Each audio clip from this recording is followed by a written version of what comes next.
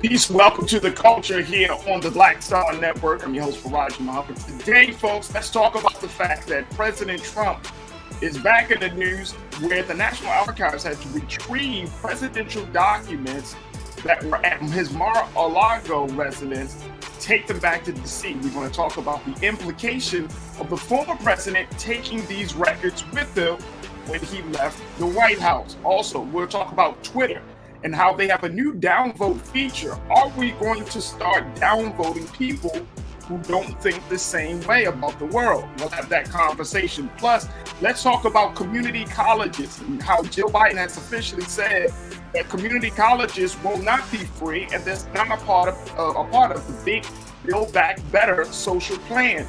What impact will this make? And then, of course, later, cultural appropriation or not. We'll talk about how Asian actress Awkwafina had to defend herself on social media because many people have said that she has been culturally appropriating Black culture. Well, who determines that, and where's the line between loving a culture and appropriating? We got a whole lot to get to, plus we check in with our culture crew members and a whole lot more. So stay riding with us. It's The Culture right here on the Black Star Network.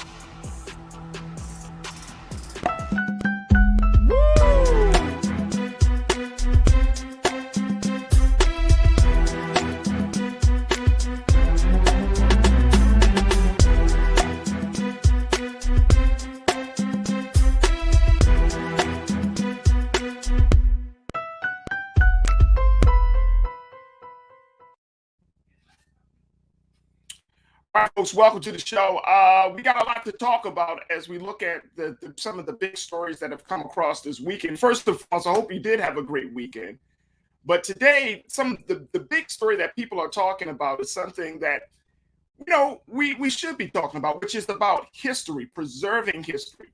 Apparently, this is not a value of President Trump and his administration. It has been shared that just last month, the National Archives had to go to Mar-a-Lago in Florida to retrieve presidential documents that former President Trump took with him when they moved out of the White House. Now, these documents include letters, memos, and a whole lot of other things that were important in the communication between the White House and various world leaders and other documents that were made based upon meetings, internal meetings.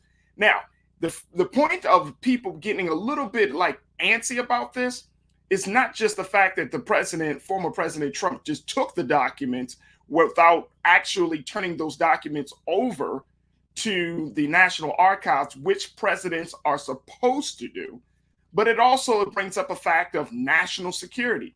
There's also brings up a fact that you have in these documents, you had top secret information that could not be shared with the public. And with the fact that President Trump deciding to move forward and just take these documents, it leaves a very, very crazy dark cloud over President Trump and his administration, as if it doesn't already have a dark cloud. But it leaves a crazy dark cloud over his administration about whether these documents were going to be used for his personal use, his business use, or what type of danger would this put the country in. And so we wanted to take a moment to just talk about the importance of preserving history. It's very, very important to say the least, folks. And we know that in a democratic situation or a democratic place that we're in, passing that information on from to the National Archives, and so that both the National Archives and the next generation of administrations can take a look at it, can see it.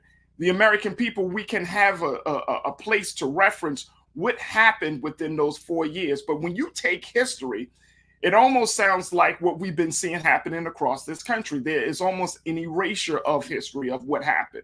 There's almost this type of, the president is not concerned about making sure that history is preserved. He's not concerned about putting certain information out there.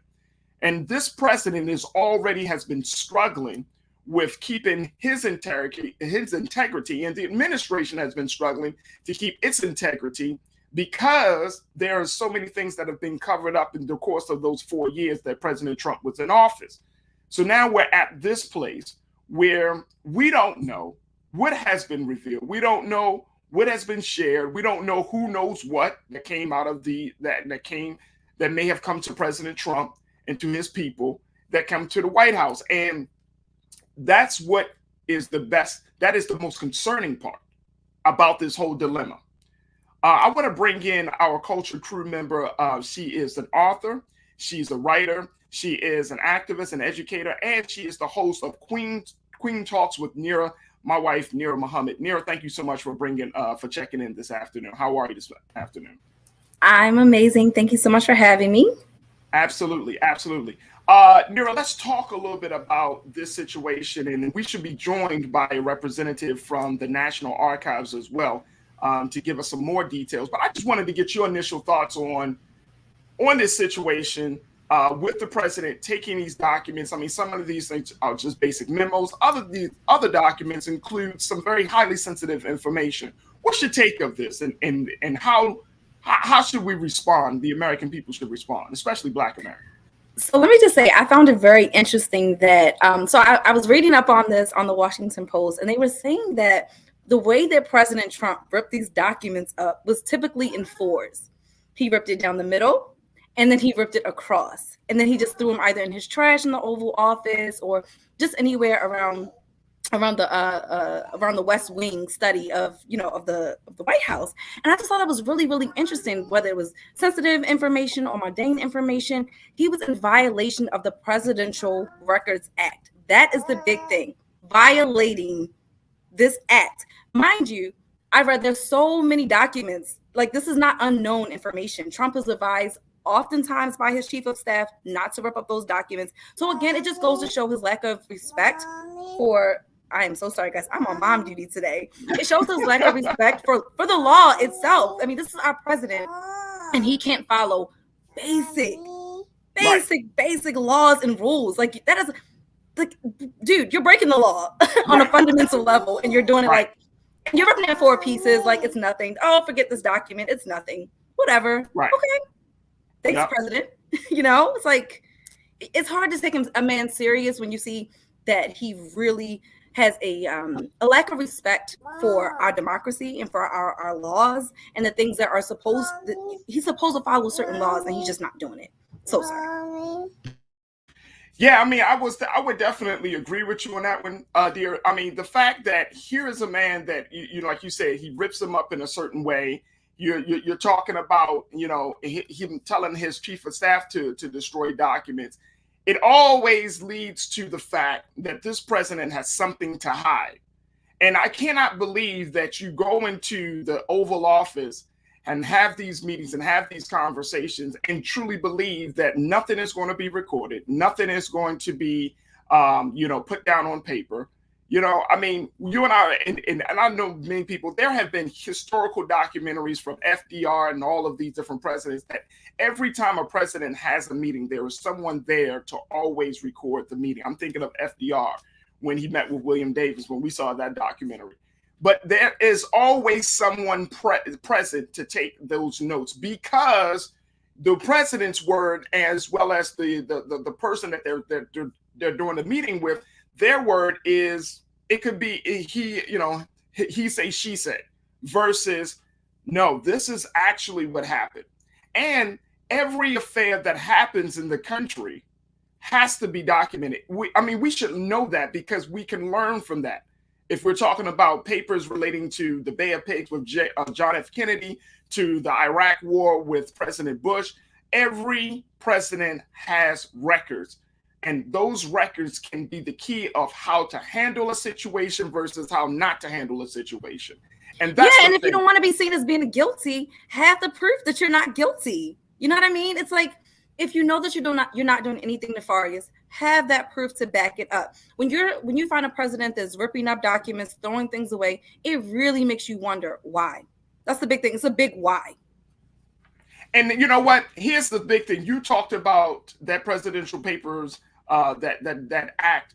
One of the big things that I think this is the glaring thing about this whole situation here is the fact that in 2024, people are still expecting this man to get back on the ballot. I mean, I'm wondering to myself, How can that possibly be? And how is he able to get back on the ballot if he has made such an egregious violation? That does not make sense to me. That, as you always say, make it make sense, folks. I don't understand how that can happen when you are trying to run again, but you're doing all of these violations. You're ripping up documents. You're telling people to lie. I mean, everything. And it's very, very unfortunate, because guess what? I mean, for us as the American people, we just don't know. But more importantly, it's insulting, because why? We see these violations of the law. We see these egregious acts, and yet people must think we're stupid to believe, and especially the Republican Party, they must think we're absolutely insane to believe, oh, no, they're going to forget about all these things come 2024. I just don't get it.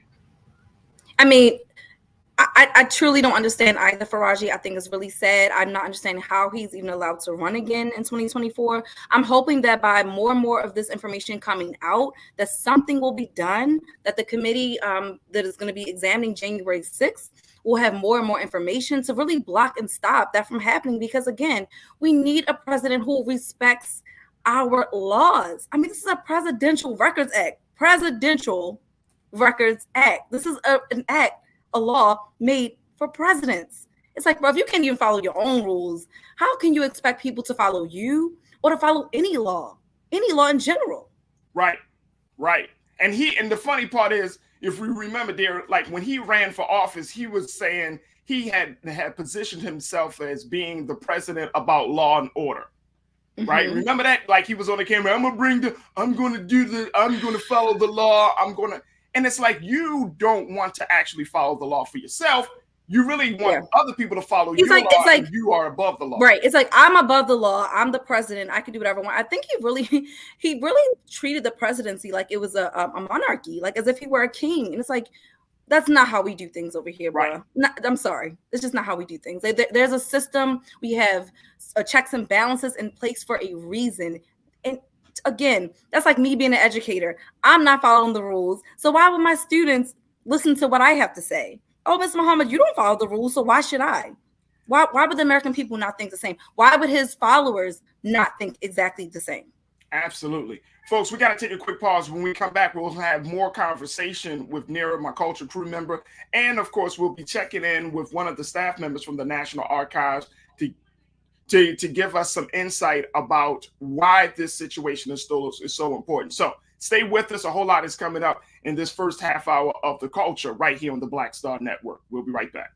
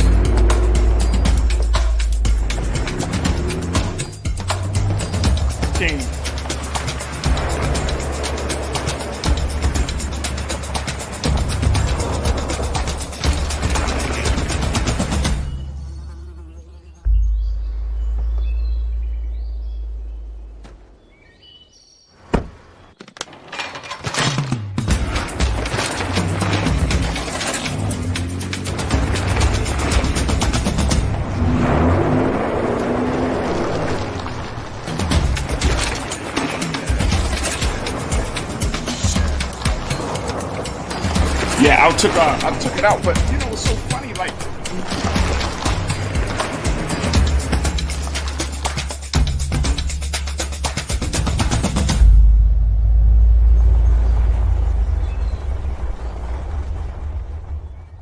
Don't you think it's time to get wealthy? I'm Deborah Owens, America's Wealth Coach, and my new show on the Black Star Network focuses on the things your financial advisor or bank isn't telling you. So watch Get Wealthy on the Black Star Network.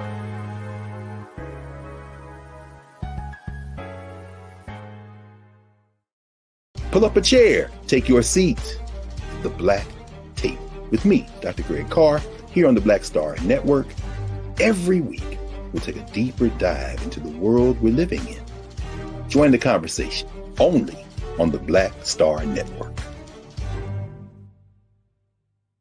Hi, I'm Dr. Jackie Hood Martin, and I have a question for you. Ever feel as if your life is teetering and the weight and pressure of the world is consistently on your shoulders? Well, let me tell you, living a balanced life isn't easy. Join me each Tuesday on Black Star Network for A Balanced Life with Dr. Jackie. We'll laugh together, cry together, pull ourselves together, and cheer each other on. So join me for new shows each Tuesday on Black Star Network, A Balanced Life with Dr. Jackie.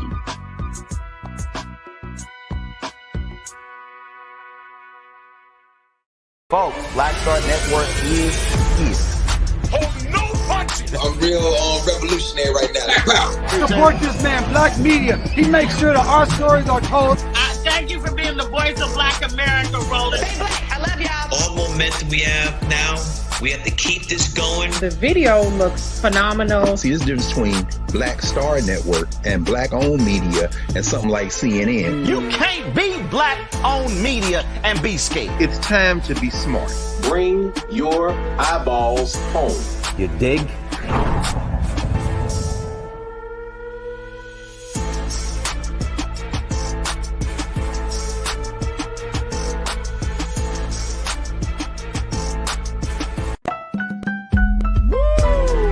Look a little bit better.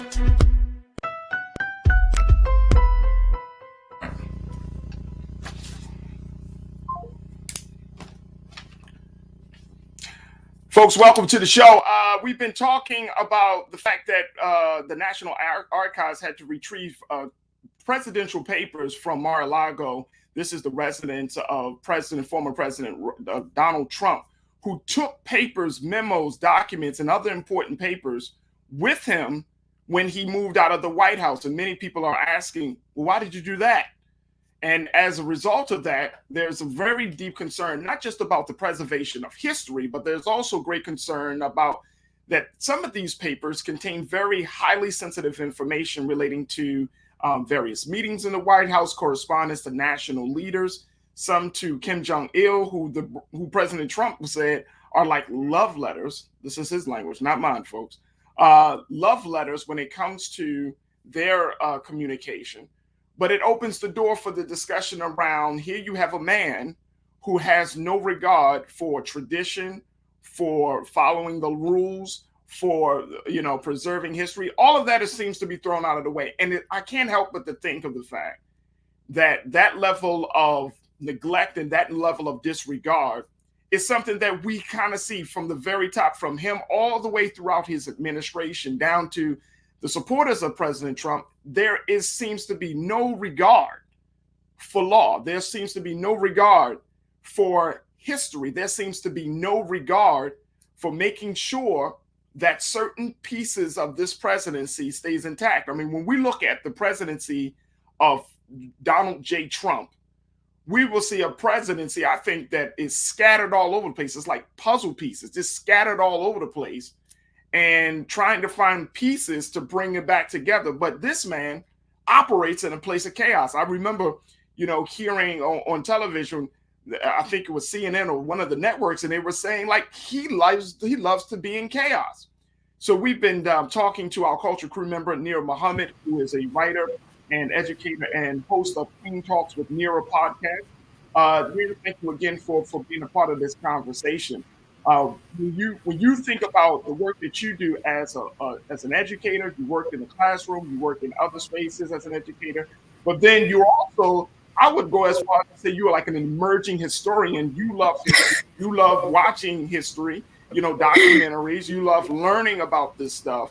And I mean, as one who you may, of course, you may not always agree with how decisions are made, but the fact is that you've always have a great respect for learning the truth, the history of various things. I mean, from a historical point of view, and then sharing this level of history with students, how do we have those conversations if you have the ones who are making the history seem to have no regard for who's to come behind them or what impact that they're making? How do you have those conversations both in and out of the classroom? Well, for one, I like to bring light to experiences that my students can relate to. So in a situation like this, I would probably pose a question to them. How would you feel if you wrote an important document or your homework, for instance, and Mrs. Muhammad ripped up your homework? How would you feel? And I would just start a conversation with them from there. And then, because again, I love allowing students to think critically and allowing just the open dialogue, having that conversation with them.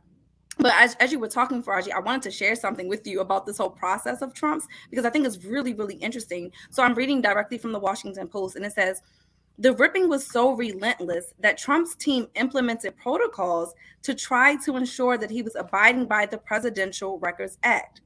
Typically, aides from either the Office of the Staff Secretary or the Oval Office operations team would come in behind Trump to retrieve the piles of torn paper he left in his wake. According to one person familiar with his routine, then staffers from the White House Office of Records Management were generally responsible for jigsawing the documents back together using clear tape. So this is not a situation where the documents were just thrown in the trash and then taken out. This was a situation where people had to do a job that wasn't in their job description. You know what I mean? Like, as a staffer, I would be thinking to myself, I did not go to college and graduate to sit up here and put paper in the back together, papers in a trash can and put them back together. But again, this is taking away time that these staffers could be doing other things, more important things. All the time that it takes to sift through this trash, to then have to go and put these pieces of paper back together, because sometimes he ripped them in fours, other times he would continue ripping. But it just goes to show you the lack of regard for even people's time, the time of the American people, our tax dollars, where it's going. I mean, we're literally paying for people at the time to sit and go through a trash can and put documents back together that should have never been ripped from the very beginning. That says a lot. I would totally agree. And I think that is part of the reason why that is part of the reason why we are at this place, because of the simple fact that you know, there was a huge disregard for people's jobs and roles. I mean, like you said, to be able to have to go into the president's office, go into the Oval Office, and then cleaning up, and then you got to put paces. I mean, you know, here you got. It makes me think of how I, as a mom, am constantly running behind my children, cleaning up behind them, picking up their trash. It's ridiculous. Like, I don't want to do that. No one wants to do that at work. I mean, not for the president. You are the highest position in the United States of America. You hold the top role, and I have to treat you like you are a toddler. I mean, we like a toddler, and you know what I mean. We're not even talking about ripping paper. A toddler. I mean, my babies literally rip paper all day long. I should not have to clean that up behind a grown man who knows that by ripping that document, the moment that he rips that document, he's breaking the law. It's that simple. It is that simple. But you know what? And then at the same time, it's not that simple. Right. It's not that simple. Folks, we got to take a quick pause. When we come back, we're going to get more to it. So let's go. We're going to take a quick break. When we come back, more conversation about this. Stay with us. It's The Culture on the Black Star Network. Bro, what is... Was I muted the whole time? Oh, God. Pull up a chair. Take your seat. The Black Tape with me, Dr. Greg Carr, here on the Black Star Network. Every week, we'll take a deeper dive into the world we're living in. Join the conversation only on the Black Star Network.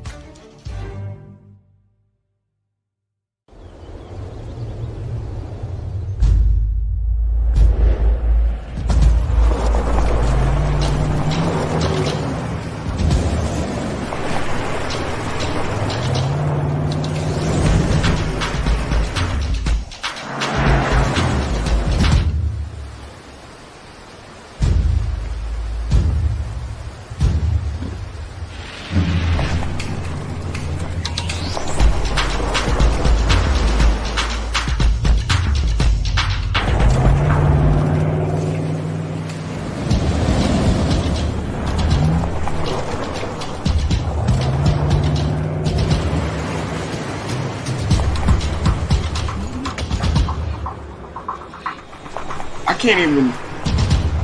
We need the green. And then your regular camera. I don't know. Hold on, bro. I can't.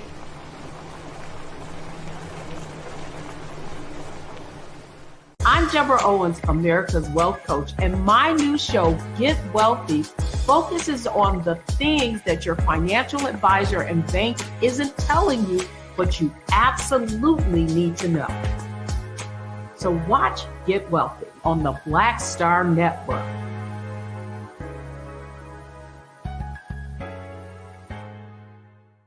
Folks, Black Star Network is here. Oh, no punching! I'm real revolutionary right now. Support this man, Black Media. He makes sure that our stories are told. Thank you for being the voice of Black America, Roland. Stay black. I love y'all. All momentum we have now, we have to keep this going. The video looks phenomenal. See, there's a difference between Black Star Network and Black-owned media and something like CNN. You can't be Black-owned media and be scared. It's time to be smart. Bring your eyeballs home. You dig?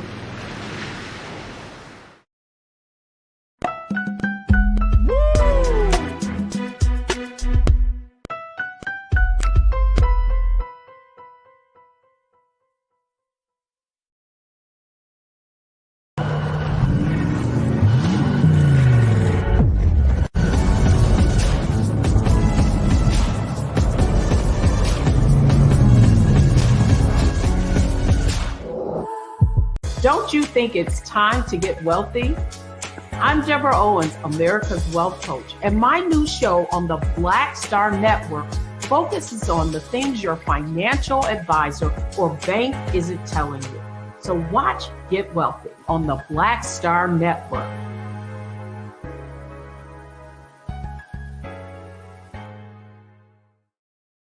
Hi, I'm Dr. Jackie Hood Martin, and I have a question for you. Ever feel as if your life is teetering and the weight and pressure of the world is consistently on your shoulders? Well, let me tell you, living a balanced life isn't easy. Join me each Tuesday on Black Star Network for A Balanced Life with Dr. Jackie.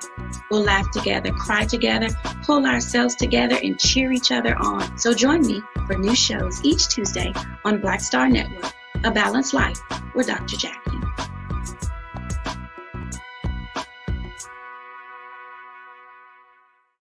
Pull up a chair, take your seat. The Black Tape with me, Dr. Greg Carr, here on the Black Star Network. Every week, we'll take a deeper dive into the world we're living in. Join the conversation only on the Black Star Network.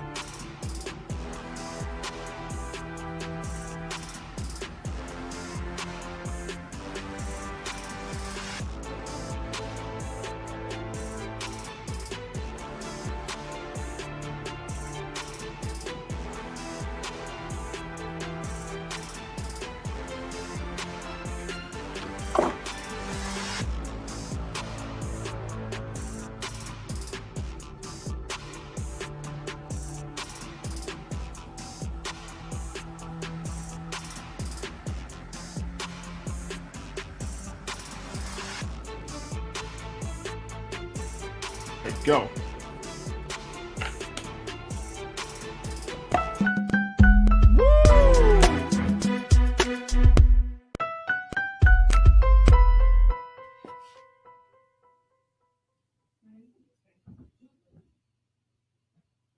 All right, folks, welcome back to the show. Today, we are continuing the conversation around the president destroying presidential papers. And as a result of that, destroying papers as well as taking those papers to his Mar-a-Lago residence in Florida, the National Archives had to go to retrieve those documents, memos, letters, and other documents from the president as a result of that unhistoric, unpresidential exercise. We're now joined by Princess Black from the National Archives to give us some insight as to what we should expect, and more importantly, the implications of this situation. Princess, thank you so much for joining us. How are you this afternoon? I'm great. Thanks for asking. Formerly of the National Archives. Oh, formerly of the National Archives. National Archives. Okay, not a problem. Yes. We're not. You're presently in this conversation, so that's all good. Absolutely. Princess, look, when we talk about this situation with President Trump, the fact that the National Archives pretty much had to chase him down to get these records, what does that say to you about him and his administration. Should this be a concern for It should us, absolutely be or a the American concern. people? It should absolutely be a concern. The Federal Act of 1978, the Presidential Records Act of 1978, really established it being a requirement for all presidents to submit their records. And the impetus of that would be, of course, the Watergate scandal of 1972 to 74. That was really huge. And it was in that era that the government really made a big push for actually collecting documents from the presidents. Because when you think about it, these records really help contextualize a president's time in presidency, and it's important to our history and to collecting American history that we have those records. I mean, him leaving with those documents is just as huge as Hillary Clinton deleting or hiding emails from her presidency. All of these documents are important to the overarching narrative from that particular presidency. So it is key that the National Archives were able to retrieve those documents, and we hope, it is our hope, that they were able to recover all of them. But he doesn't have the right. It is a federal law for them to be turned over to the National Archives, and so it is to be of much concern, because for him and his office to do such a thing means that there probably is something there that they want to strike from the record. Probably. Princess, you and I both know there is. Where there is smoke, there is certainly fire. And again, we hope that the fire did not get those documents, but it's imperative to the overall history of the country, but specifically this presidency. So we wonder, and we will hope that soon, I mean, you never know with when they'll actually release these documents to the public, or at what point will they be available in his presidential library? Because of course, each president since 1940 has had their own presidential library. So with them planning and implementing that, they should make it into that library, and it'll be interesting what we uncover during that process. So given that, Princess, are we in a situation where, I mean, you expressed that it's certainly a concern for national security and for, just for the sake of learning and understanding that correspondence? Like, how will the National Archive, based upon your experience, how would they respond? I mean, we know that there was a law broken. Does this mean that President Trump is going to be arrested, or does this mean that President Trump won't be able to run for office? What are the consequences of this? I'm not exactly clear on what the consequences of this may be. But when you look at Hillary Clinton and her time in office and her unwillingness to basically how she had to be bullied into uncovering those emails. Right. There was no kickback or prosecution in that matter. So when you look at this, and it is in fact, a part of the Presidential Records Act of 1978, I don't think that he will be prosecuted. I think that, it'll be a public prosecution, but I don't believe that it will actually be an action actually taken. I would be absolutely surprised. I would be surprised too, because he's often touted himself as quote unquote Teflon Don, that nothing really sticks to him. And I would be surprised if something, and I'm saying that this is certainly a serious situation, but compared to the other things that I believe President Trump is behind, it's like a small pebble, you know what I mean? And it's like Al Capone getting arrested for IRS tax evasion after killing all these people, you know what I mean? Right, absolutely. And then also, I think that we often find ourselves in positions where people don't understand the importance or the implication that these types of activities actually cause. So when you have people who lack the understanding of the importance, and of course, the National Archives is the institution that holds these federal records and all of the records of the presidents and their presidencies.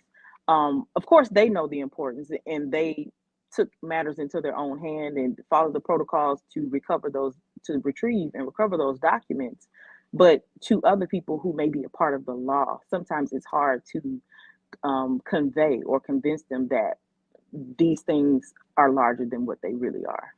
Yeah, I mean, and I want to bring in our cultural crew member, Nira Muhammad, back into this conversation, Princess, because Nira is an educator. She's an emerging historian. And as we were talking before you got on, you know, when you're talking about what do you glean from this, how do you make sure that the next generation, whether it's political officials or the next president or even children who are learning about history, how do we have those conversations? How would you recommend that we have this conversation saying that, hey, you got a former president of the United States that didn't give a damn about the law? Yeah, well, I wanted to say really quickly, because you were asking what would happen because of Trump throwing these documents away. So James Grossman, who's the executive director of the American Historical Association, said that yes, it is against the law, but the problem is that the Presidential Records Act, as written, does not have any real enforcement mechanism. So let's change the law. How about that? Let's start there. We need to change the law, because to say that, okay, this is against the law, but if you break the law, it's okay. Like, what is the point? Yeah. What is the? I think it's one of those things where it's like an ethical law. It's like, you know, we want you to do the right thing. We hope that you do the right thing.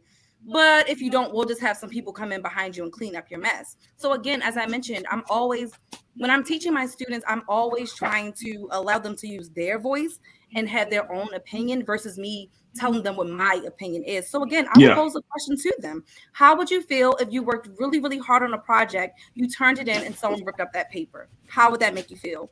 And then just allow them to all answer the question and just to talk and just to see where their head is at. Because as adults, we're often trying to put our ideas onto children instead of listening, because they have a lot of really great ideas too. So take a moment to just ask them questions, allow them to answer, and take a moment to learn, because we can actually learn a lot from children. Yeah, and I think that to add to your point, Nira and Princess, to add to that point, the fact that we just haven't had a president, or please, and Princess, if I'm way off and wrong on this, it seems like this is the first time that this has happened in recent modern history. Is that correct? I mean, if you're talking about 1860 something, I'm gonna be like, oh, okay. But if you're talking about 19 something within the past 100 years, has this ever happened before? Not to my knowledge. And so it wouldn't go back to 1800 because it wouldn't go back to the 19th century, because again, it wasn't until FDR, Roosevelt came and started the trend of presidential libraries, that they were actually collecting the documents. The National Archives were actually collecting the documents. That's when that process began.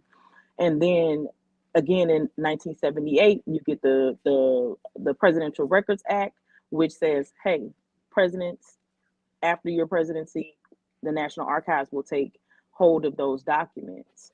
And the last update to the actual Federal Records Act from 1950 was in November 2014. I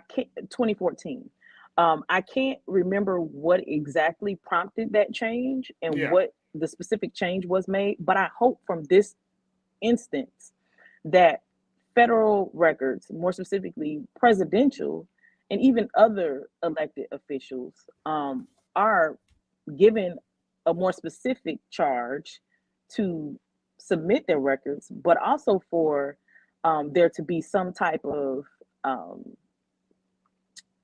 what's the word I'm looking for? Enforcement mechanism. Exactly, some type of enforcement behind that, because again, from my understanding of that particular act, there is no enforcement. So I think, like this is said, that like literally it's more of an ethical law, but there needs to be more behind that. And I think again, like I said, between 1972 and 74, there was an edit due to the Watergate scandal. And they were like, no, you're going to have to turn over all of these documents. So I hope this is a moment in time in history where they require and even tighten up the procedure of the transmission of those documents from one agency to another. It needs to be tight. If there was, Princess, if there was some enforcement of this, would that fall in the hands of the current president, or would that fall into the hands of Congress? Because if we're waiting on Congress, that man ain't gonna get prosecuted. Yeah, I think it would probably fall in the hands of Congress, and that's our issue, which is why I said before that I think that this will be a public prosecution.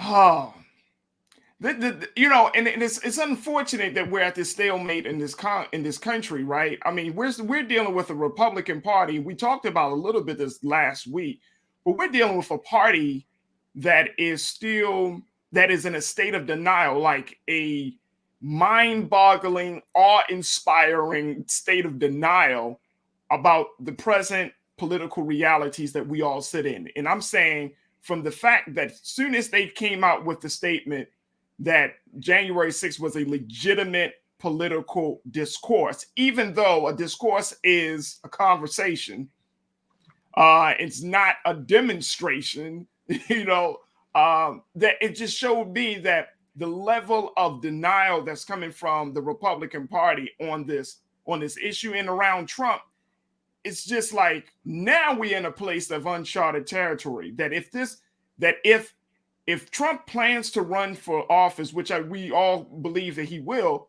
plans to run for 2024, there will be no boundaries set. There will be nothing that can stop him, quote unquote, unless there is some level of police enforcement. There has to be something. And I can't, and you can't tell people in 2 years or even next year, once that presidential race heats up, if Trump is on the campaign trail, you cannot tell people to go out and vote because it's for the betterment of the country. Because why? You got a criminal running for office. I mean, a legitimate, blatant. I mean, that's a slap in the face to be like, well, we need to go out and vote and make sure he don't get in office. How come we don't make sure he don't get on the ballot? I think that's the big issue. That's the big issue right there. He shouldn't be allowed to be on the ballot. This man has zero respect for basic laws, presidential laws. Like, he can't even follow his job description. Bro, like, if you can't even follow your job description, why would we want to put you back in office? I mean, it's absolutely insane. Like, it's actually kind of laughable. You want to laugh to keep from crying at this point, because it's like, yeah, what's really happening at this point? Yeah, I mean, and that's the thing that you do want to laugh, but then, I remember being on Brother Roland's show a few weeks ago, and one of the big things that, we were talking about was, a recent interview that Trump did with Candace Owens, and I made the point, Princess, that even though that conversation was crazy, even though people might say, oh, Trump is crazy, the fact is, he still has millions of people who vote and support him at this time. And so it's not, like you say, you got to laugh from crying, but then you go back to crying. You know what I mean? Afterwards, because you realize, no, this is really happening. This is happening in America. This is happening modern day, quote unquote, post, put any word in there, Princess, racial, post war, post-economic collapse America. This is really happening, where you have an individual like this who seems to be playing. I mean, he's playing president. It's like he's a child just playing president, and no one is stopping him, Princess. No one is saying, and I mean stopping him to the point where he is immobilized, where he cannot be a part of the national conversation, where he can't be considered to be a candidate for the next presidency of the United States. Right. It's absolutely, it's petrifying to a degree when you have someone who has been in power, who lacks understanding and also respect for the very law and constitution that he is supposed to uphold, in addition to the fact that, I mean, him coming behind and even running again and not having any particular recourse for his actions, it is, I'm lost for words. And I'm I think lost we all too. are, because only in America could a white man do this type of thing and get away with it. Because there's no way that Kamala would go through these offices and just have a total disregard for the law and the federal regulations that are in place and not have more than just public prosecution. It would be a very huge thing, if you ask me, in my opinion. It would be very, very huge. So now that those documents have been retrieved and you've been a part of, can you give us some insight, like what is the next part of this process? Now that these documents have retrieved, will the National Archives move forward in trying to make sure that they got all the documents, or they'll just say, look, let's just get what we can get from the situation and head on home? I think that they will definitely make an earnest effort to retrieve all of the documents by doing an investigation and going through the records and seeing what should be in place and if there's anything that is missing, and possibly do, even further determination of what could possibly be stricken from the record. So I'd actually be interested to hear an actual follow-up in this matter, because I think oftentimes instances like this come and go and they're just kind of swept under the rug, and then it won't be dug up again until his presidential library opens, and then people are seeking records and it becomes possibly a conversation again. I'm gonna say like we do in the street. Wait a minute, presidential library. Every president since 1940 gets a presidential library where all of their library from their time in office, and along with their presidential records, such as the one the National Archives had to go retrieve from Florida. Yeah. Every president has one. They're currently working on Obama's library. I don't think it's finished. I could get Obama. I'm just trying to figure out what's going to be in the library for President Trump, because we don't. What books has he used as a reference? Okay, so we're going to see some of these things. So it's pretty much still up in the air about how things are going to move forward. Absolutely, it's still up in the air. Wow. Because it's anytime you're dealing with records and archiving, there's going to be a process that has to be gone through and completed, and then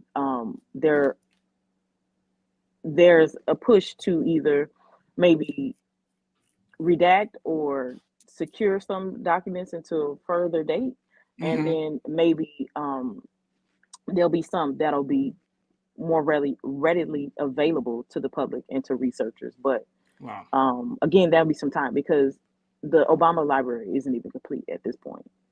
Wow. There will be some time. Princess Black, former staff member of the National Archives. Thank you so much for joining us for this conversation. We truly appreciate it. And guess what? We may just have to bring you back, because I'm keeping my eyes out on the development of this story as well, Princess. So thank you so much for your time. It's an important story, and I'm glad that we're having this conversation, because those records are, again, they contextualize his presidency and the different things that are going on, and context is key in every matter and regard. So it's essential that those records are in place and that people have access to them, because that, again, that's very important. What is there? What is hidden? What is to be known? The stories that records will tell.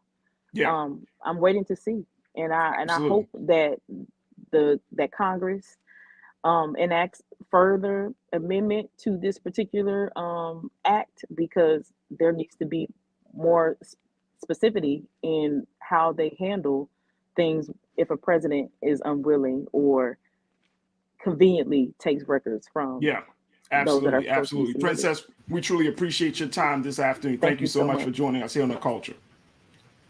Folks, we got to take a quick pause. When we come back, we're going to switch gears. Let's talk a little bit about what's going on with community colleges. Joe Biden has made the announcement saying that, you know, the idea of having free community colleges was not a part of the upcoming social plan for Build Back Better. And so we want to have a discussion about the implications of community colleges not being free at this time. We'll have that conversation. So stay with us. The culture is coming right back to you right here on the Black Star Network. We'll be right back.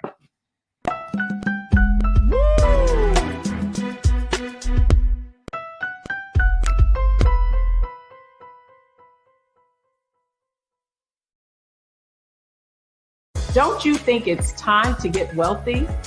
I'm Deborah Owens, America's Wealth Coach, and my new show on the Black Star Network focuses on the things your financial advisor or bank isn't telling you. So watch Get Wealthy on the Black Star Network.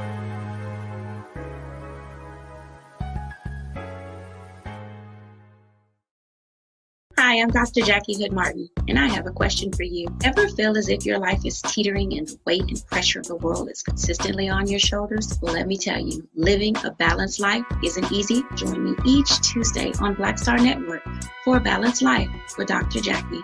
We'll laugh together, cry together, pull ourselves together, and cheer each other on. So join me for new shows each Tuesday on Black Star Network, A Balanced Life with Dr. Jackie.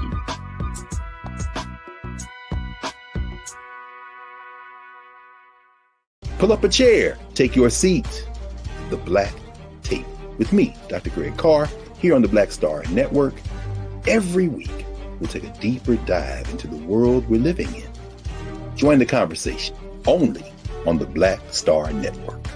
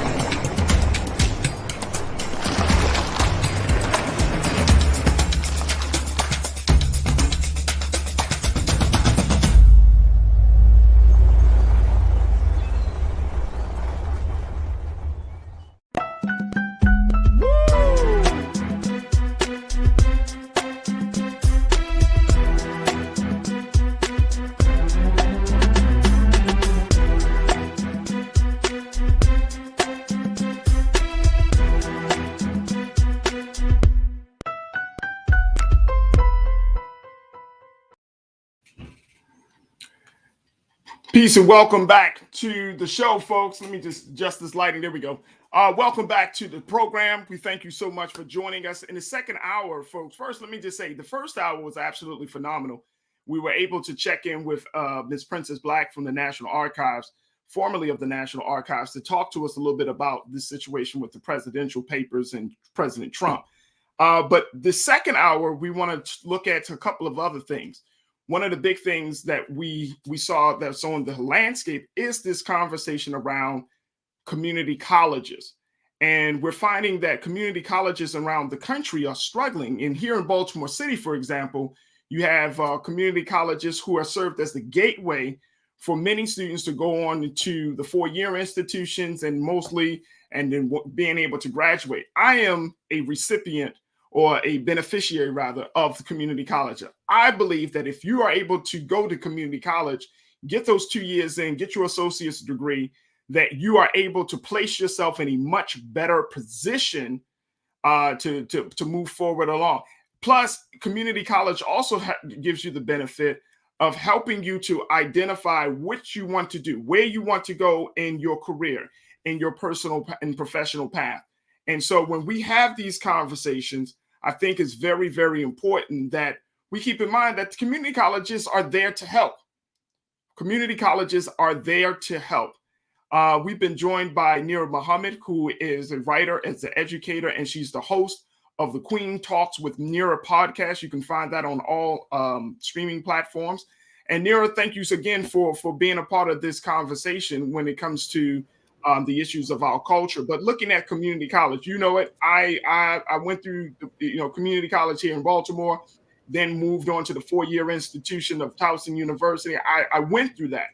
Now, when you look at where community colleges are kind of challenged by in terms of enrollment, in terms of financial backing, and just in terms of people having the stigma that community colleges aren't quite the right place to start a journey when you're trying to go back into school. What do you have to say about that?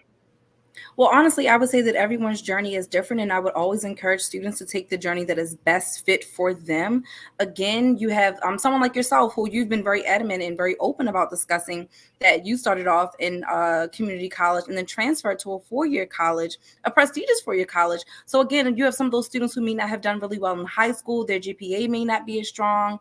They may not want to spend as much money out of the gate. So I would present it as if I was a guidance counselor in a way that will make it more appeasing to students, allow them just really express to them the importance of really taking those first 2 years to get their gen ed classes done, to really figure out who they are, what they want to do, because their mind just might change within those 2 years of being in college. They may have decided, I want to be a lawyer, but then they're, as they're going on and on in college, they may say, you know what, I care more about social justice work. I want to get more into the nonprofit side of things. So there are a lot of things that you learn in the first 2 years of college.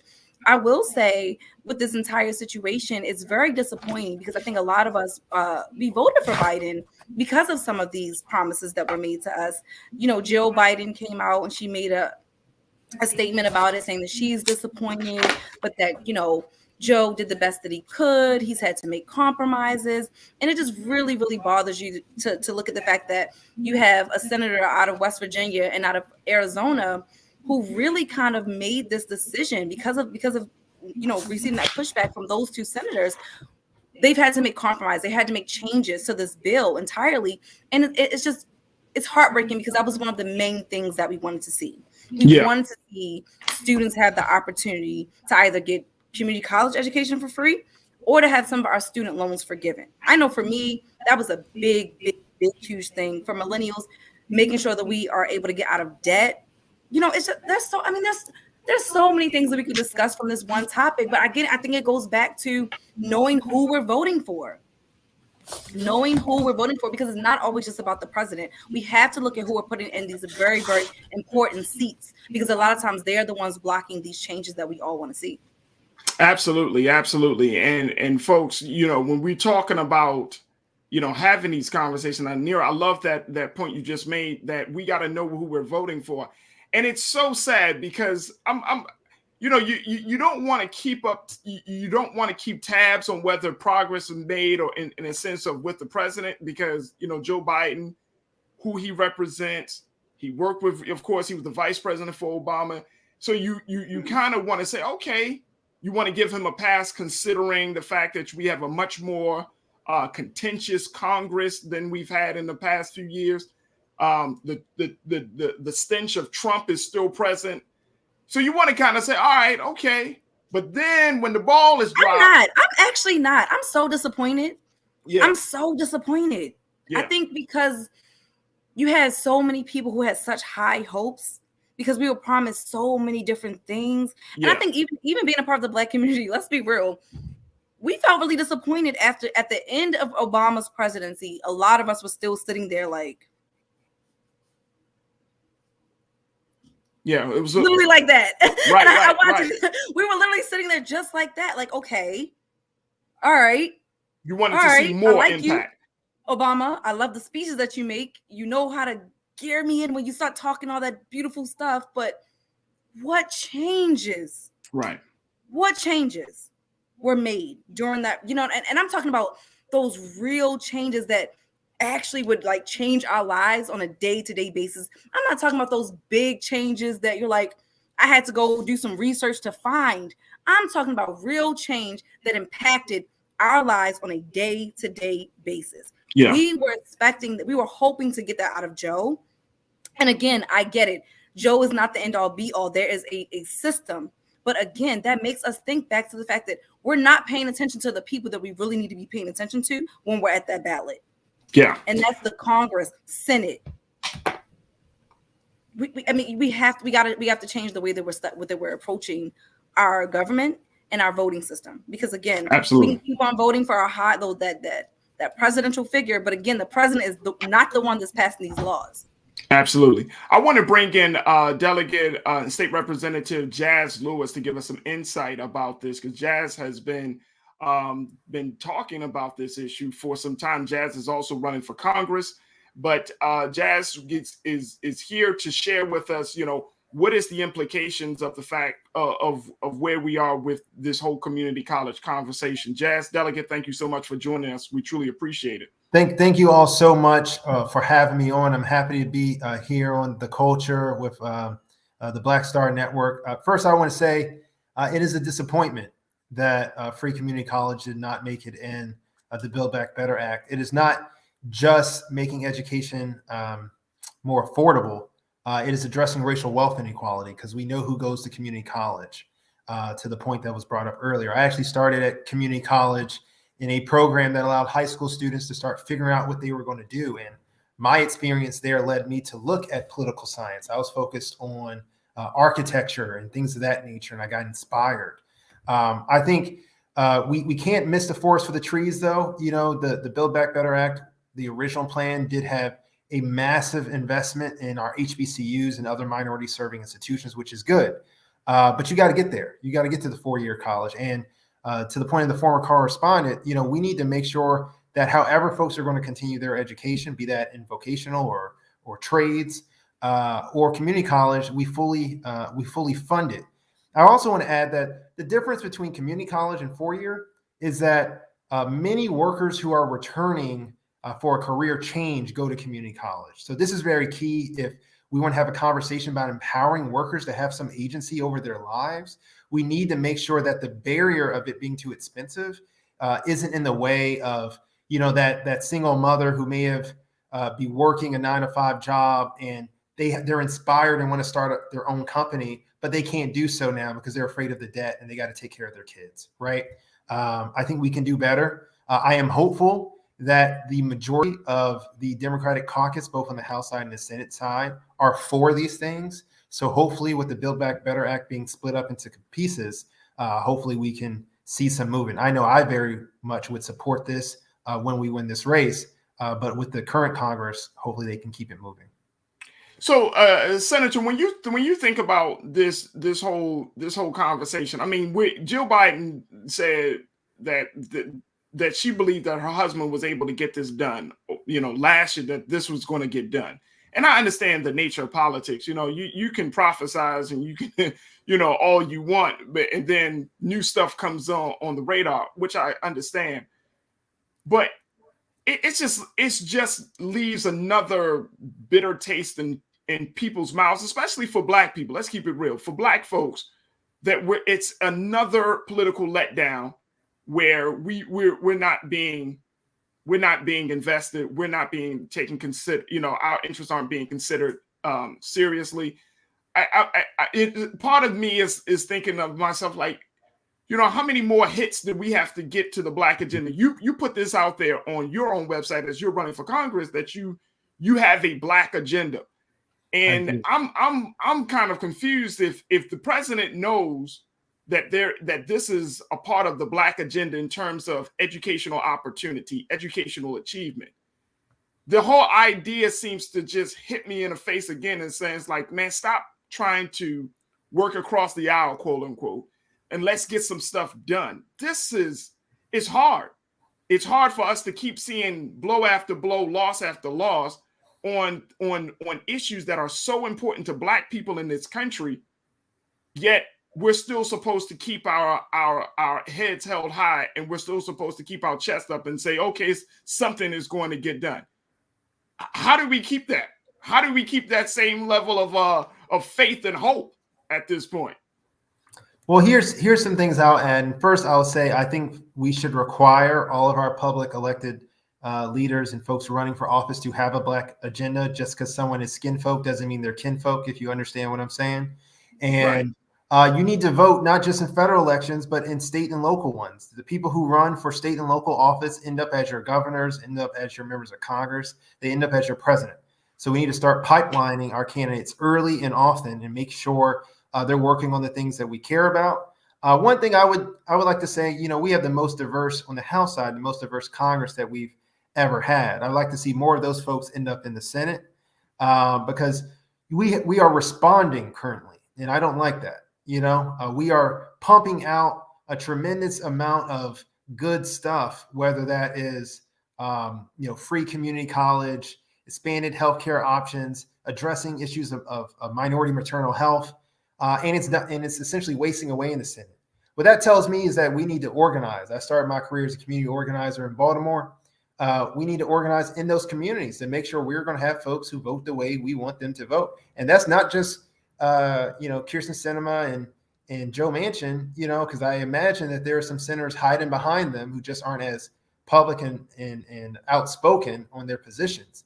We need to demand every person have a Black agenda, as I call it, an agenda based in equity inclusion, because we know Black people die younger, not just from more diseases, but from gun violence and multiple things. When we address the issues that disproportionately affect Black people, it will help everybody, right? And I think making community college free is key to that, because we know that when African Americans gain a college education, we gain it at more expense, which limits our ability to start businesses and employ people in our communities, right? So I think what we need to do is continue to organize and elect people who are going to be effective progressives and lay their plans up front. But here's the thing about the senator, and Neri, I certainly want to get your take on this. But Senator, here's the thing. If the president comes into office saying, I'm going to do A, B, and C,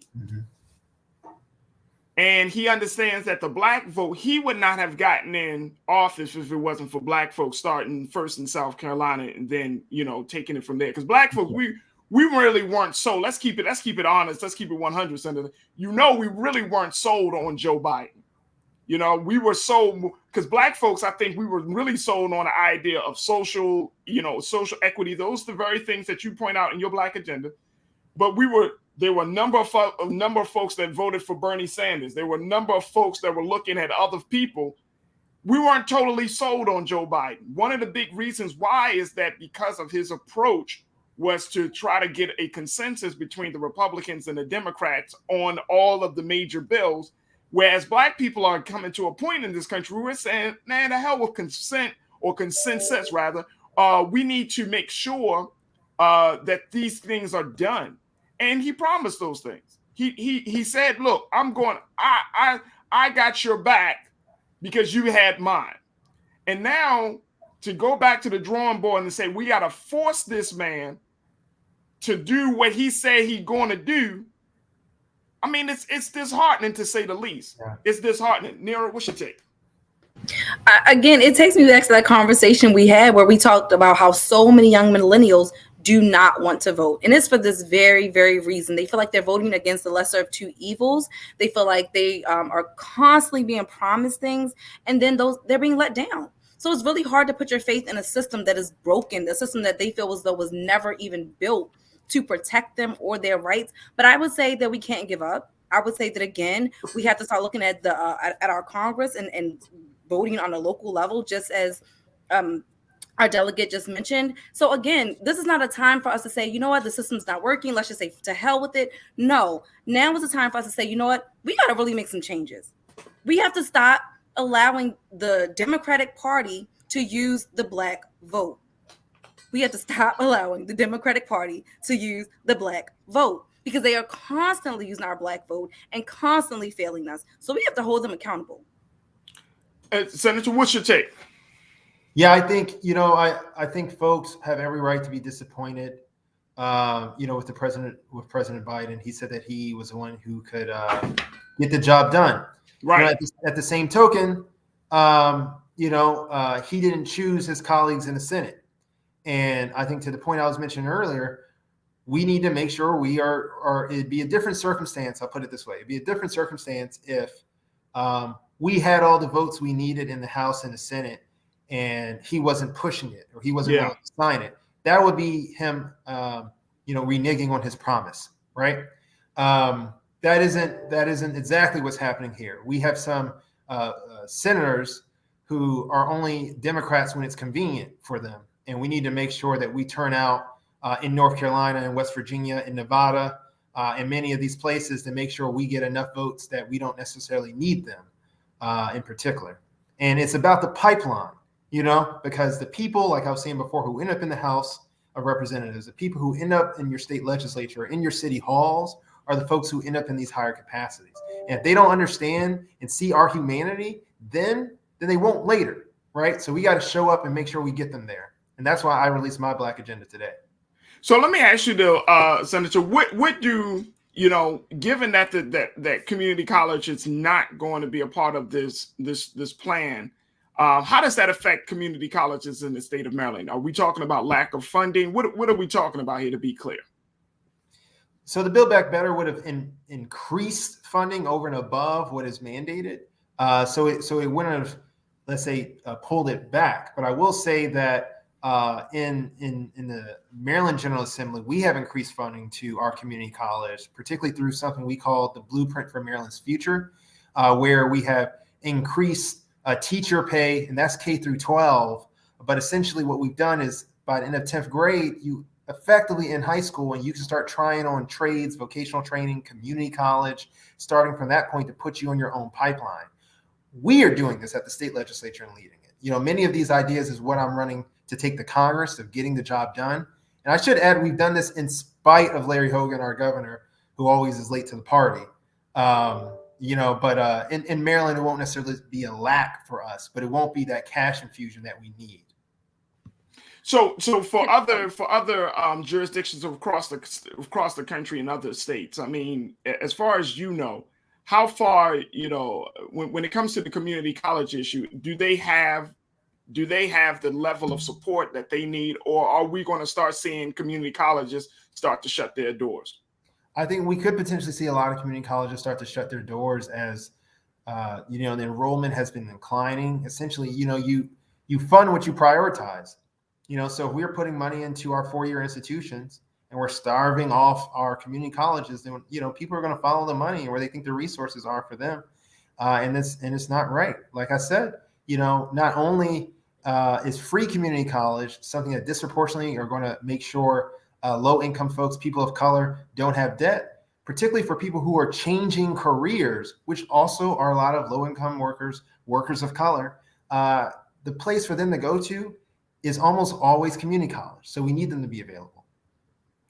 And I mean, when we think about that, I mean, even if when you're talking about locally, and I know that everybody doesn't have this rule that if you graduate from high school, you may find yourself to be eligible to go into community college for free. I know that's happening here locally, but I'm thinking about the impact that it has on students who don't know where to go, what their next step should be. Where I believe that community college can help them, fill in the gaps to help give people a sense of, okay, all right, I don't know whether I want to go to school for graphic design. Let me go to a community college.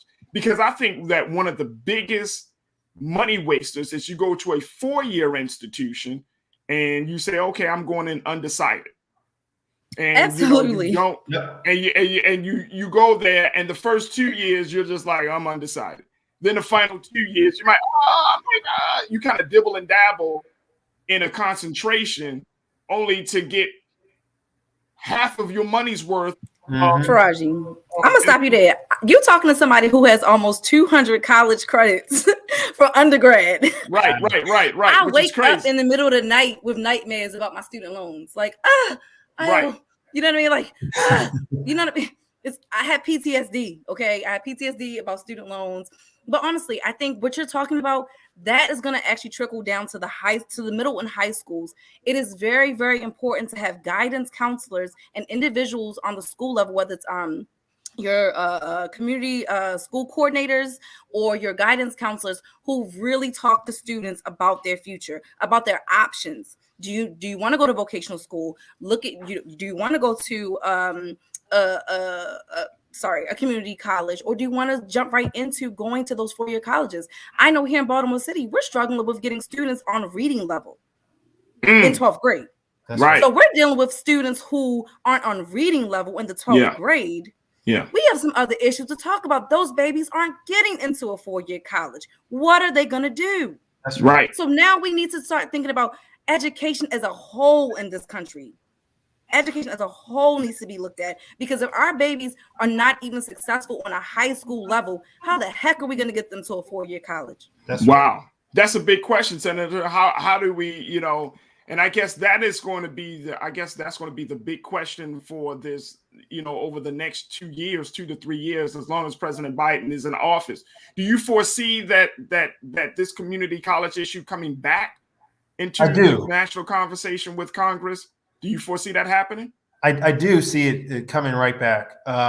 Because no one who is forward has walked away from the fight. I think you can see that from the comments that First Lady Dr. Biden put out. They apologized essentially for the compromise, but said that the fight isn't over, because they know there are a lot of people who still want this to happen. And I'm one of those folks.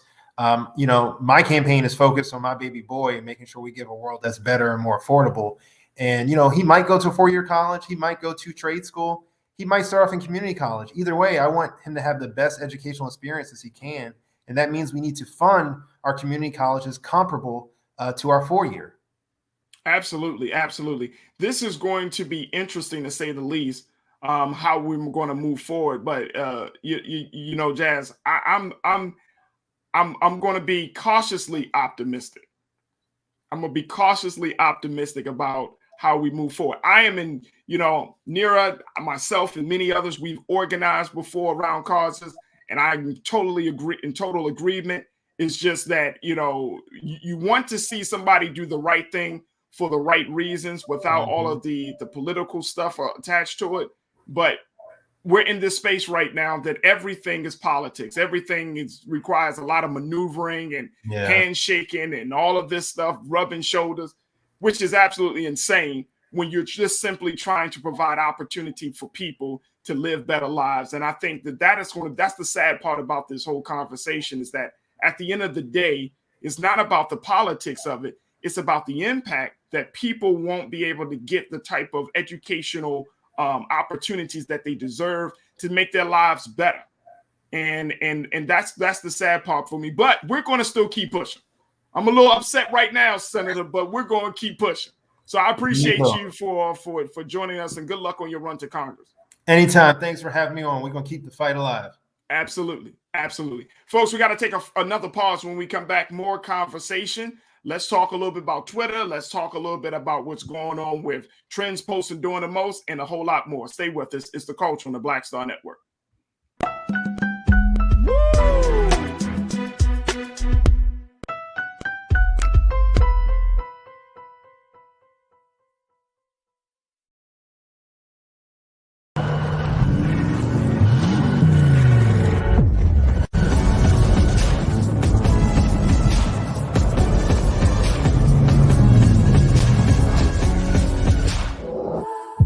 Don't you think it's time to get wealthy? I'm Deborah Owens, America's Wealth Coach, and my new show on the Black Star Network focuses on the things your financial advisor or bank isn't telling you. So watch Get Wealthy on the Black Star Network.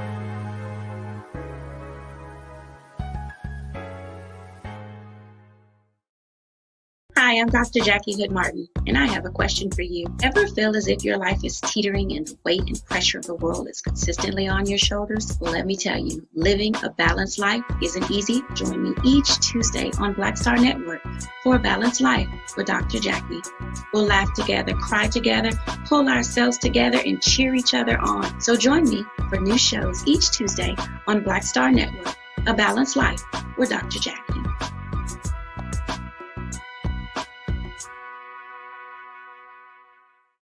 Pull up a chair, take your seat. The Black Tape, with me, Dr. Greg Carr, here on the Black Star Network. Every week, we'll take a deeper dive into the world we're living in. Join the conversation only on the Black Star Network.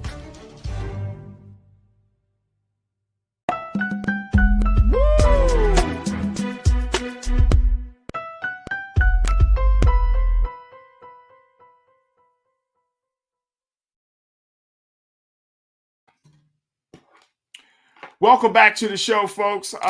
We've been having some great conversations, some great discussions around what's happening with community colleges. We've been having some great conversations and discussion around what's going on with President Trump and his whole situation.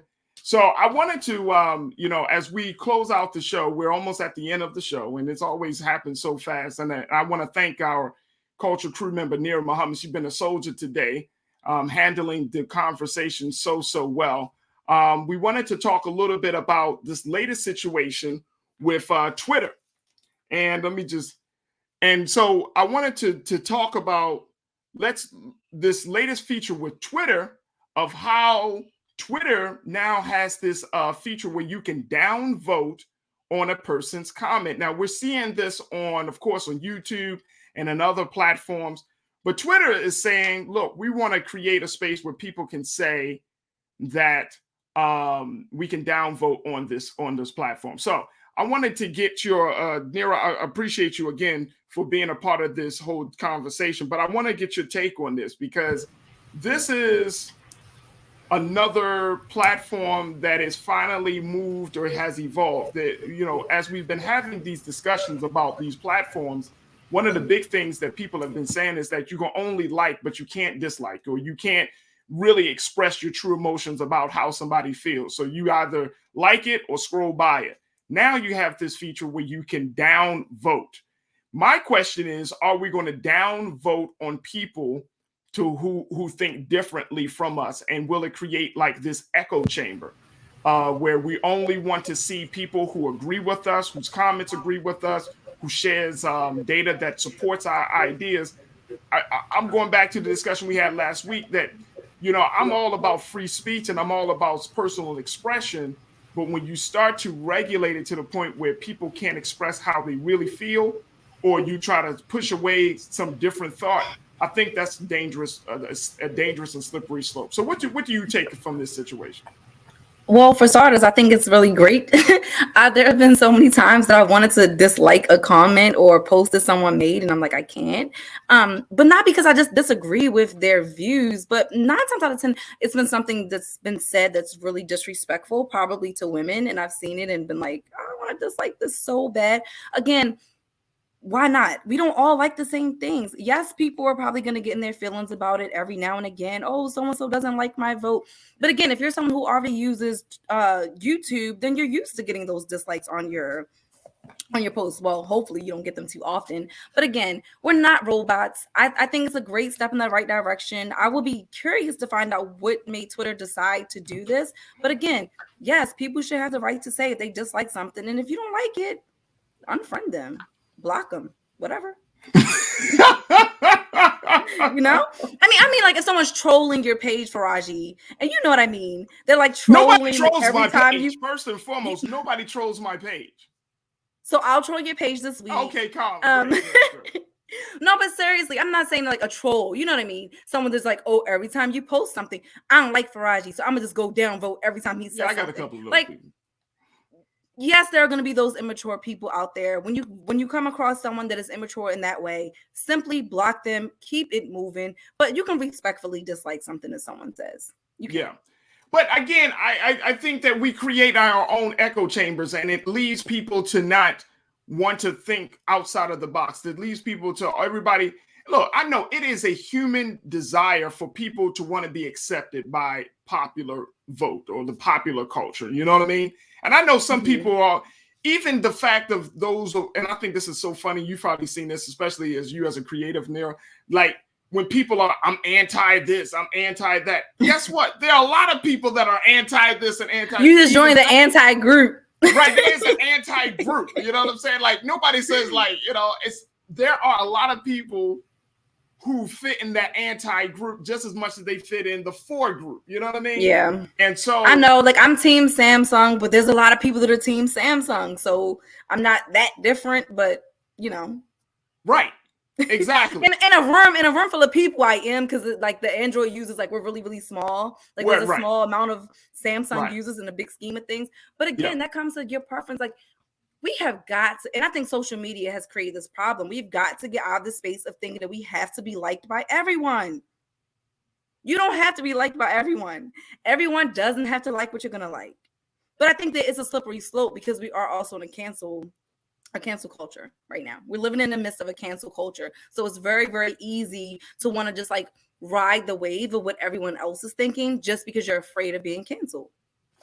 Yeah, one of the big things that they found that, and this is from the report, that they found that the downvote option was tested earlier in June of last year with iOS users, but the wider rollout doesn't appear to show an upvote button in place of the usual like button. So still some users have found the change to be reminiscent of Reddit. Now, I'm not on Reddit. You know what I mean? Like, after a while, folks, this is too many platforms. I'm attached to my phone for too long. I'm not on those spaces, but they're trying to essentially give people options and choice. And I think we need to point the fact out that a lot of people are falling away from certain platforms. We talked about it with Facebook in terms of young people falling away from the platform. People are falling away from platform. People want to see videos and dancing and you know what I mean? And then being able to say what they want to say without any consequences, without any blowback. And that's the part that's disturbing the most about me. And it's like, you can't talk about you want to have a conversation. I personally don't believe people want to have conversations on social media anymore. We used to. Remember back in the day where people kind of go back and forth? Now it's like, you disagree with somebody, you're an absolute idiot. You know, where the hell did this person come from? All of these things, we get so upset at the difference. It's really hard to have healthy debates. It's very hard to have healthy debates. But again, I think this is such a slippery slope. There are certain conversations that I just won't even have. There are certain topics I won't even touch on my social media because they're just too sensitive. But I do think that we have to be more respectful of the fact that we're all operating from different lenses based on our experiences. And so when we think about it from that perspective, it should make us more tolerant of other people's opinions. One of the things about the downvote feature is that they aren't public, and nor will they be shared with the tweet's author or others on the timeline. That's one of the things they're working on. So only I could see it? Yeah, it's like you're what's the word? You're kind of like my analytics. Yeah, your analytics. You'll see it, but that means that it's like when you get on Pandora. You hear a song, you don't like the song, you push the I hit the button and it just disappears, it floats away into an abyss. It doesn't show up in your playlist. So those type of I love that. That's what it's gonna do. That's even better though, because there are some people that are just complete a-holes, and you just like, I don't want to ever see your stuff again. I like it. I like that. And for Twitter, they're saying that the downvote button also is an indicator or notification that to let the platform know that a reply isn't adding to the conversation. So Twitter is trying to take a social responsibility approach and trying to let people know and giving quote unquote users, us, the choice to say, this doesn't help the conversation. But here's the problem. But I have a question. Does that mean I'm going to get kicked off if I say something that people don't like? No, you won't get kicked off because, I mean, just because you push the downvote button, no, you won't get kicked off. No, I mean, if someone downvotes my comment, does that mean that I get like... Now, that's a good question. Like, what happens to me if people are downvoting? You may just not be seen on their timeline. Yeah. I'm already barely seen on people's timeline. How much more invisible can I get? Jesus. I mean, seriously. Okay, because I own a business. So like on Instagram, I can look in my insights and I can see how many people have actually seen my post. And that number is really, really, really small in comparison to the amount of followers that I have. I might as well get off social media, guys. Oh gosh, I'm getting off. You're going. At this point, I'm just talking to myself. Right. Well, here's the thing. Like, again, like, I don't mind having people disagree with me. Like, you know, of course, for Black Star Network, we have some of the most outspoken, vocal supporters, and I love it. I love getting into the conversations. I don't mind that. What I do mind is a person not knowing how to express themselves and not knowing how to communicate, not knowing how to lay out their points with actual facts or with some sort of understanding of the facts, right? Like, I just don't get that. If you're going to call people out of their names, that's one thing. If you're going to make, use derogatory terms, that's another thing. But if you simply just can't communicate, or you just don't understand, and you just, and then here's the big question there. This is the big part about this. The big question comes, how do you determine truth? So if a person's downvotes on your comment and say, well, this isn't adding to the conversation, that's their understanding of the truth. And it may not be the truth of the matter. You get what I'm saying? Yeah, I mean, I just said, like, this, you're operating from people's vantage point. Like, information can be subjective.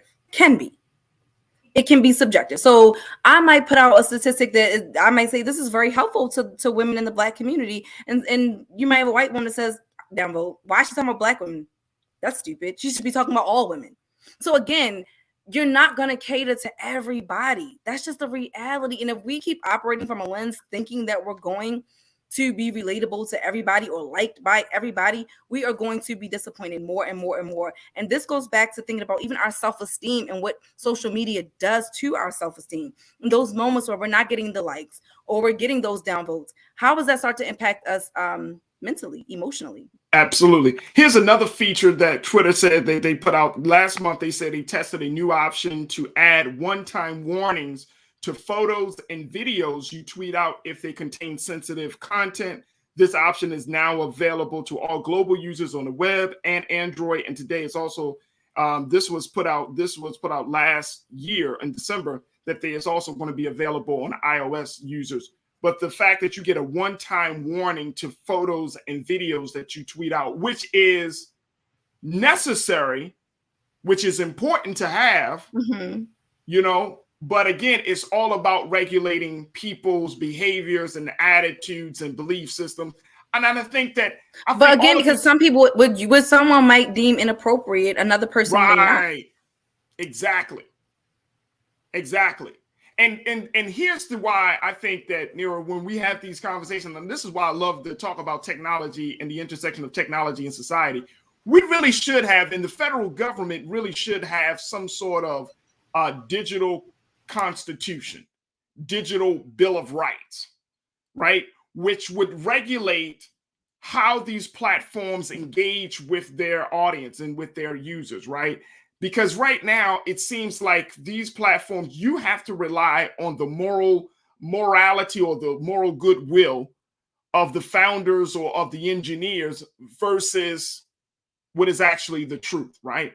And so if the engineers carry a certain level of bias, if they see the world a certain way, then the platform is going to be an extension of how they see the world. And I mean, we have to go back to that fundamental point that these platforms do shape people's opinions about themselves and the world around them.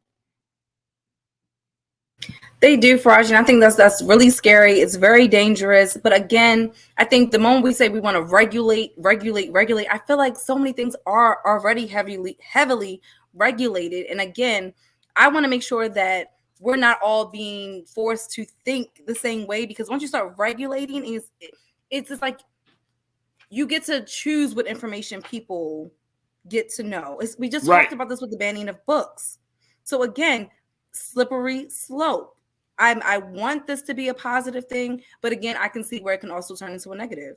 Absolutely. Folks, we got to take a quick pause. When we come up, this tonight's trends posting doing the most. We got some stuff that we want to bring to you. So stick around for that. That's going to be coming up here on The Culture on the Black Star Network. We'll be right back.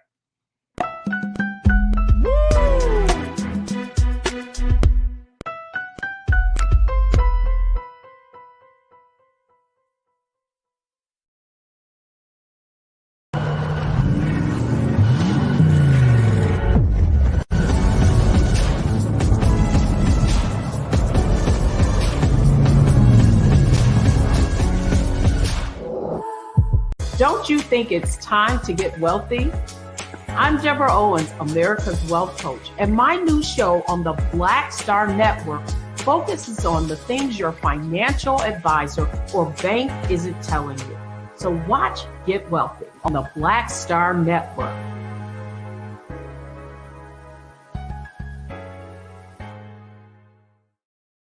Hi, I'm Dr. Jackie Hood Martin, and I have a question for you. Ever feel as if your life is teetering and the weight and pressure of the world is consistently on your shoulders? Well, let me tell you, living a balanced life isn't easy. Join me each Tuesday on Black Star Network for a Balanced Life with Dr. Jackie. We'll laugh together, cry together, pull ourselves together, and cheer each other on. So join me for new shows each Tuesday on Black Star Network, A Balanced Life with Dr. Jackie.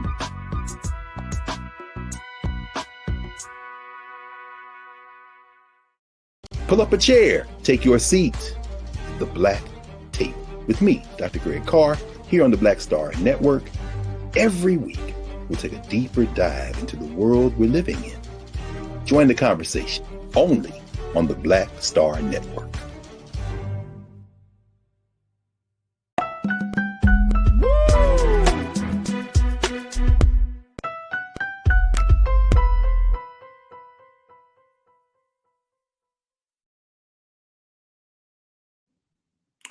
Folks, thank you so much for joining us. All right, it's time for your favorite segment. Let's go. Trends post and doing the most. All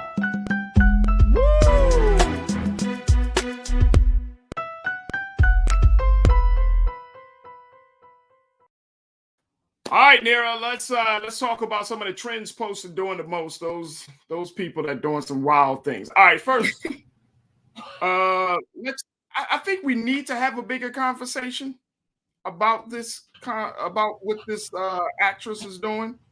But Awkwafina is the Asian actress, the comedic actress. She's born out of Queens, New York, and she's been under fire lately for the issue of cultural appropriation. And apparently, people are not happy about how she represents the culture as an Asian woman who often kind of uses mannerisms and dialect and even certain language that is from Black culture. She put out a statement today, and it's a pretty lengthy statement, so I'm going to just share with you just a little bit, folks, about what she says. She says, quote, "There is a socio-political context to everything, especially the historical context of the African-American community in this country. It is a group that is disproportionately affected by institutionalized policies and law enforcement policies, all the while having historically and routinely seen their culture stolen, exploited, and appropriated by the dominant culture for monetary gain without an acknowledgement nor respect for where those roots come from, the pioneers of its beginnings and the artists that perfected and mastered the craft." She says that it is a problem we still see today, though some may pass it off as a convoluted mixture of the internet, TikTok, slang generation. But she said that in life, linguistic acculturation, immigrant acculturation, and the inevitable passage of globalized internet slang all play a factor in the fine line between offense, and pop culture. But as a non-Black person of color, this is how she describes herself, "I stand by the fact that I will always listen and work tirelessly to understand the history and context of the African-American community, what is deemed inappropriate or backwards toward the progress of any and every marginalized group. But I must," and she said, "but I must emphasize, to mock, belittle, or be unkind in any way possible at the expense of other is simply not my nature. It never has, and it never was." So here's a woman who is defending the fact that she grew up in Queens, she grew up in neighborhoods with Black people. She said that that a lot of her favorite shows had Black representation, and then she has an undying love and respect for hip hop. That she's not culturally appropriating; she is essentially just showing her love for the culture. And I'm wondering, and I'm asking the question, dear, where's the line between having love of the culture and appropriating it? Where do you think that line is? First of all, that statement should have started off with an apology for anyone who she did offend. That's where she should have started. Let's start there. I'm gonna say I did not like her when she first came out. I definitely felt like she was culturally appropriating Black culture. She annoyed me. I was like, she's really over the top. Like I grew up in so the part of Baltimore that I grew up in, or the part that I went to high school in, was very mixed. My high school actually had more whites than it did Blacks.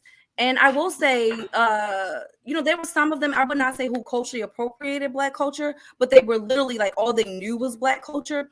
But it didn't feel the way that it does when Awkwafina says it. For some reason, when she talks, she seems like she's acting. It feels very over the top. It's very annoying. And I hate to feel that way, but it really is. But I do like her as an actress. So the more that I've seen her in movies, I've come to kind of like, been like, all right, she's, she kind of got a pass. I do like her. She seems pretty cool.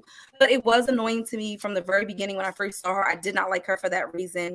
And at the end of the day, if someone says you're appropriating that culture, apologize. Stop trying to defend. And that's what irritates me with that statement. She did not apologize. Instead, she just defended. That's all you did, sweetheart. Nobody asked you to defend it. If you wanted to defend, you first start off by saying, I apologize for who I did offend. Hear me out. But she didn't do that. Instead, she just went on this rampage about, telling us things that we already know about being Black. We know what it's like to be Black, sweetheart. We don't need you to tell us. We know. We got it. She's culturally appropriating. I'm sorry. I felt that way. She's very over the top. It doesn't feel genuine. And that's just how I feel. So at this point, should we should just keep blasting her? She should become a victim of cancel culture. I think she needs to apologize. I think that's what she needs to start off at. I think I would feel a little bit differently had she had started off with an apology versus defending. I hate that. Even in my own personal relationships, if I address something to someone that offended me and they automatically go on the defense before apologizing, that tells me that you knew what you were doing. Yeah. That tells me that in some way, shape, form, or fashion, you knew that you were offending someone. Right. Because you already had a defense ready. Instead of, oh my gosh, I did not even realize that. I grew up around Black culture. I'm from Queens. I am so sorry, you guys. This is just so me. All my friends, like, this is all I know. Yeah. If she had said that, this is all I know. Yeah. It would have been different. You made a conscious decision. I know white people that grew up around Black people and don't act like they don't do all the over the top. Girl, yes, period. They don't talk like that because that's just not who they are. You don't have to act like a person. You don't have to act like a certain group of people just because you're around them. Yeah, that's absolutely true. And I think it's interesting that as much as people hate Black folks in this country and around this world, our culture is appropriated all the damn time.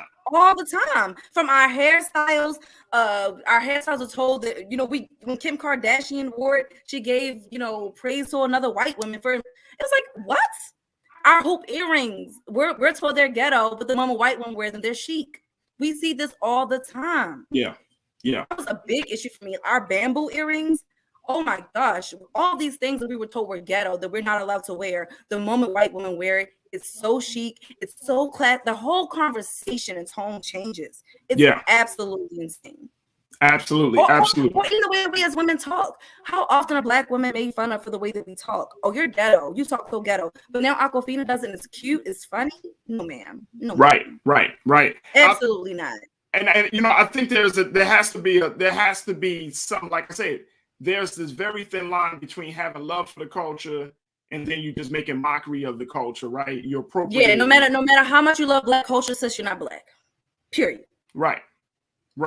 And doesn't matter. It's not about in culture, you said it best, but I think the culture is about, if you know that that's not your original culture, then you respectfully, if you want to quote unquote, show your love for the culture, that you have to be respectful about it. There's a way to show it's like there's a way to show respect to the Native American community. Exactly. There's a way to show respect to the Latino community, right?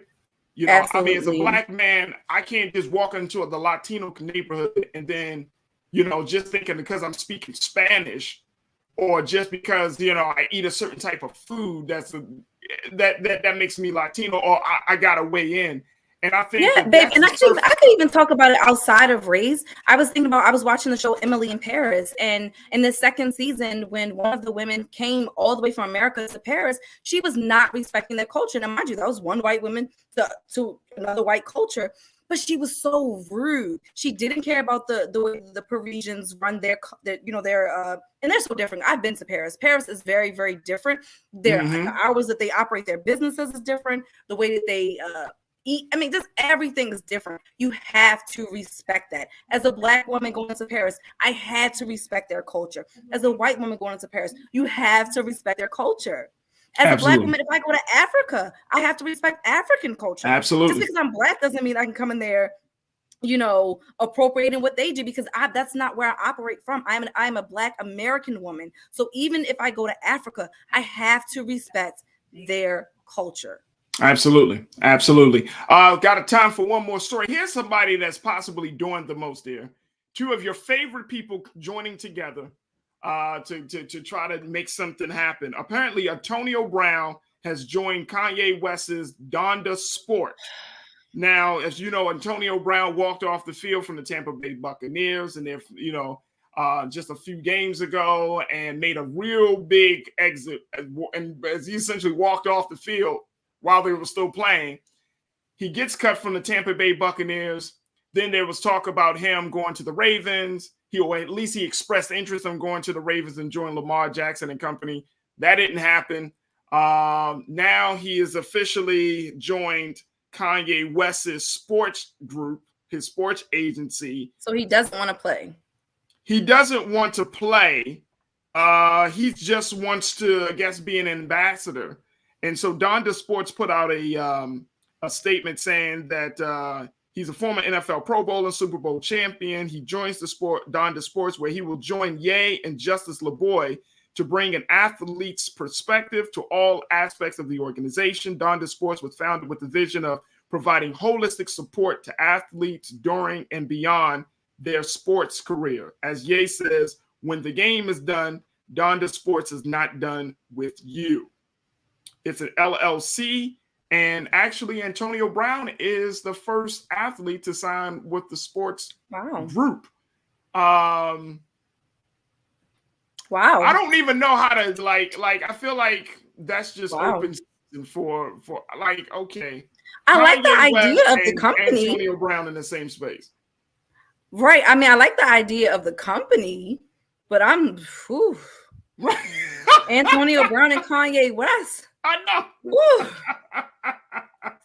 I can't take both of them at the same time. Right. That's what I'm saying. Like, you imagine both of them being in a room. I mean, I'm sure they both have views of themselves that are just out of this world. They both got big heads about who they are and what they can do.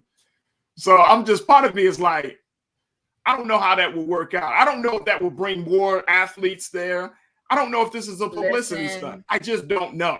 I feel like everything Kanye West does and says at this point is a publicity stunt. And let me just say, I've been riding with Kanye for a long time. You have. I'm one of the last Black people to leave the Kanye West train. But he irritates me on so many different levels because this man, for one, let me just say, I don't like when people use mental health as an excuse to be a shitty person. Yeah. And I feel like he does that. And that's not fair. That's not fair to the millions of people who are living with the same exact condition, who are doing their best to manage those same conditions and emotions. So to use it as an excuse every single time you do something that's not right or assholey, I'm just made up a word. Just because it's assholey, he can't use that as an excuse. That's not fair. So I mean, AB and Kanye West. We gotta breathe on that one. Yeah, we gotta breathe a lot. We gotta woosah. Absolutely. All right, dear. Thank you so much for being a part of the conversation tonight, and we look forward to talking to you throughout the week. Thank you so much for checking in. Always. Appreciate you. All right, folks. As you saw, we had some tech issues earlier today, and I had to switch up. So excuse the tech issues, and we still wanted to make sure that we give you a high quality show. We will certainly work to resolve those tech issues. So thank you for your patience with that. Also, make sure you support us on the Black Star Network. Of course, we have rolled out a number of high quality programs that you don't want to miss. including The Culture, and of course, my big brother show, Roland Martin Unfiltered. So make sure you show your support for Black Star Network. Download the app for free on your phone or on your television set, and let your friends and family know that Black Star Network is in full gear and we need your support. All right. Tomorrow, we got some great conversation, more of the Culture Crew, and a whole lot more. I want to thank my fantastic team. I want to thank my fantastic wife, Nira Muhammad, for being a part of the Culture Crew in the conversation today, and all of our very special guests. And as always, never be afraid to challenge what's wrong. Stand for what's right while being yourself in the process. God willing, we'll talk tomorrow for another exciting edition of The Culture right here on the Black Star Network. Talk to you then. Peace.